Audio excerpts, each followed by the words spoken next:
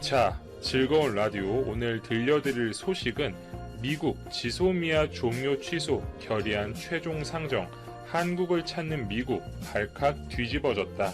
주한 미군 결국 감축되나 그 진실은? 해당 주제들에 대해서 한번 다뤄보겠습니다. 바쁘시겠지만 좋아요, 구독 버튼 한 번씩만 정중히 부탁드리면서 시작합니다.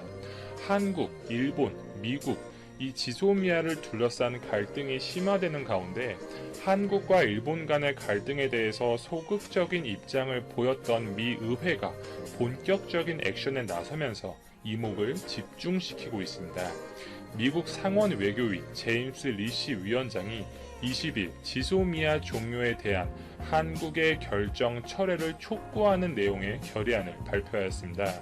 리시 위원장은 이날 비건 국무부 부장관 지명자에 대한 외교위 청문회 발언에서 일부 상원 여야 의원들과 함께 결의안을 제출했다고 밝혔는데요. 이 지소미아의 종료는 한국에 주둔한 미국의 위험을 증대시키고 한미 동맹의 균열을 낸다는 언급을 했습니다. 항상 미국이 주장해 왔던 이유들이었죠. 해당 사안들에 대해서 구체적인 언급도 있었는데요. 이 결의안은 이날 제출되어서 외교위 홈페이지에 공개가 되어 있습니다. 이 결의안의 내용에 따르면 북한이 올해 12차례 시험 발사를 통해 핵탄두 탑재가 가능한 신형 지상, 해상 발사 탄도미사일 20여 발을 발사하는 등의 이 도발 수위를 높여가는 시기에 지소미아 중단은 미국 국가안보에 직접적인 피해를 준다고 주장을 했고, 이 지소미아는 인도태평양 안보와 방어의 토대가 되는 중대한 군사정보 공유 합의라면서 북한의 핵과 미사일 위협을 상대하는 데 있어서 그 중요성을 재확인하는 것이다. 이렇게 밝혔습니다. 이어서 한국과 일본 간의 마찰, 갈등은 동아시아 지역 정세를 분열시키고 이 지역을 선동시키는 이들에게 힘을 실어줄 뿐이다. 이렇게 밝혔는데 미국에게 잠재적인 위협이 될 수 있는 국가들, 중국과 러시아, 북한 등을 언급한 것이겠죠. 이 한국이 동아시아의 안보 협력을 저해할 수 있는 잠재적 조치들을 가장 잘 해결할 방법을 고려해야 한다고 촉구하였습니다. 여기서 잠재적 조치라는 것은 한국의 지소미아 종료 결정을 의미하는 것으로 보이는데요. 해당 결의안의 발의에는 외교위 민주당 간사인 밥 메넨데스 의원과 공화당 소속 제임스 이노프 상원 군사위 위원장 등이 참여한 것으로 알려졌습니다. 이 기본적으로 지소미아는 미 전 대통령 오바마 시절에 이루어진 협정이고 미 국방부나 많은 민주당 의원들에게 있어서 이 지소미아는 한미일 동맹의 중요한 축이라는 인식을 공통적으로 갖고 있습니다. 미국의 주도로 이뤄진 질서라는 인식이 강하기 때문에 이 지소미아 협정 체결을 주요한 업적으로 생각하는 정치계 인사들이 상당히 많습니다. 그러나 한국이 돌연 이를 종료시킨다고 하니 반발이 생기는 것은 당연하겠죠. 사실 미 민주당 의원들이나 이번 지소미아 관련 안건에서 본격적으로 액션을 하고 있는 해리스 주한 미국 대사 등 일본의 호의적인 인사들이 분명 많아요. 미 국무부 역시 추후 인도태평양 전략의 주축을 일본으로 상정하고 있는 만큼 오히려 이번 사태의 직접적인 원인 제공을 했던 일본 아베 정부의 수출 규제 정책에 대해서 일본을 다이렉트로 압박하고 비난을 하기보다는 한국 측에 와서 재고해달라 이렇게 적극적으로 요청을 했던 것이 사실이었습니다. 이 한일 간의 역사적인 인식, 그것이 이 갈등의 어떻게 보면 시작점과도 같은 부분인데 미 실무진들은 이러한 부분을 이해하지 못한다는 것이 우리 청와대에서도 많이 나왔던 이야기였습니다. 미 하원 쪽 민주당 의원들이 많이 힘을 쓰고 있죠. 이쪽에서 미국이 한일의 지소미아 갈등에 적극적으로 개입을 해야 된다. 동맹 국가들이 서로 싸우는 것을 지켜만 볼 수 없다 등의 의견이 많이 나왔었고, 이 실제로 미국 내에서 지소미아 관련 소스는 대부분 이쪽에서 나왔습니다. 이번에 공화당이 과반수 이상을 차지하고 있는 미 상원에서마저 지소미아 종료에 대해서 반대 의견을 제고해달라는 입장을 표출하기 시작한 것입니다. 이렇게 미국 내에서도 지소미아 종료가 실제로 임박해지면서 급박하게 움직이고 있는 것이고요. 그동안 한일 중재를 적극적으로 하지 않겠다, 다소 소극적이고 중립적 의견을 보였던 미국이 스티렐 차관보나 에스퍼 미 국방장관 등의 방안에도 불구하고 한국이 여전히 지소미아 종료라는 기존의 입장에 번복이 없는 상황이고, 이렇게 국방부에서 해결이 되지 않는 문제이다 보니 본 안건이 미 의회에까지 넘어가 결의안이 상정이 된 것으로 보입니다. 미 국무부 역시 마지막 액션에 나서고 있는데, 존 설리벌 부장관과 스티렐 동아시아 태평양 담당 차관보가 22-23일 열리는 G20 외교장관회의 참석을 위해서 일본을 방문한다고 밝혔죠.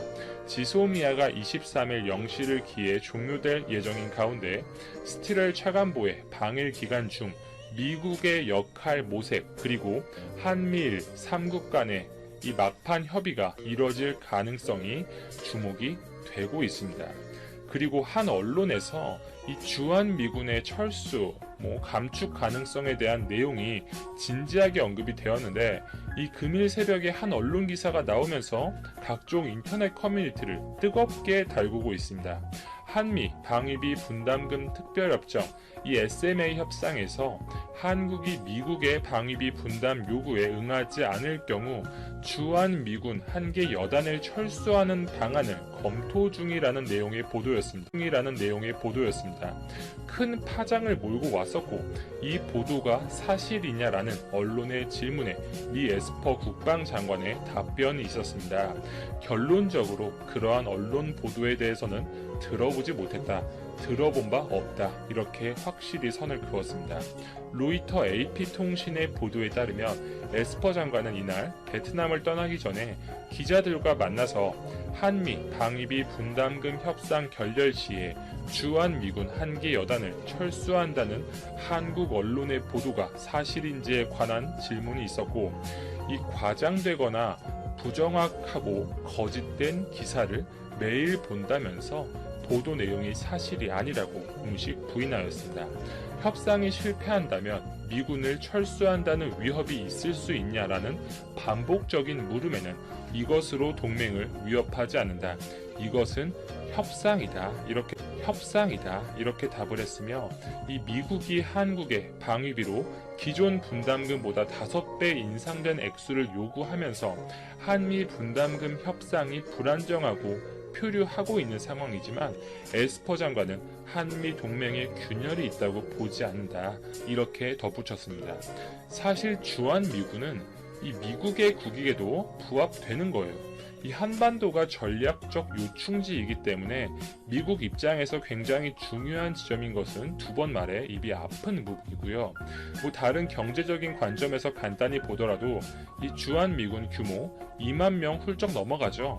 이 2만 명이 넘어가는 규모가 철수하면 타 지역이나 본국으로 배치를 해야 되는데, 이 정도 병력이 있을 만한 군 시설 모두 새로 건설해야 되고, 이 본국으로 배치한다고 가정을 하면은 미국에서 100% 주둔비 써야 되고, 혹여나 중국이나 러시아 등 미국의 잠재적인 위협 국가에서 대륙간 탄도 미사일을 쏜다고 가정을 하더라도 이 한국 기지에서 레이더로 탐지해서 요격을 시키는 것과 일본에서 시행을 하는 것과 이 물리적인 거리 차이가 명백하기 때문에 이 성공률 차이는 엄청나게 날 수밖에 없습니다.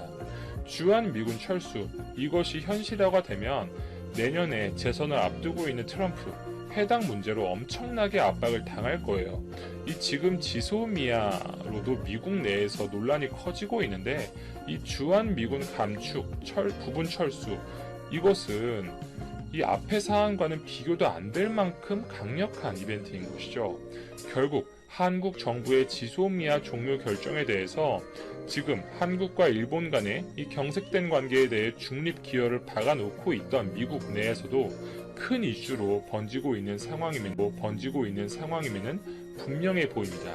이 공교롭게도 비슷한 시기에 미국 측의 과도한 방위비 분담금 문제가 겹쳤죠.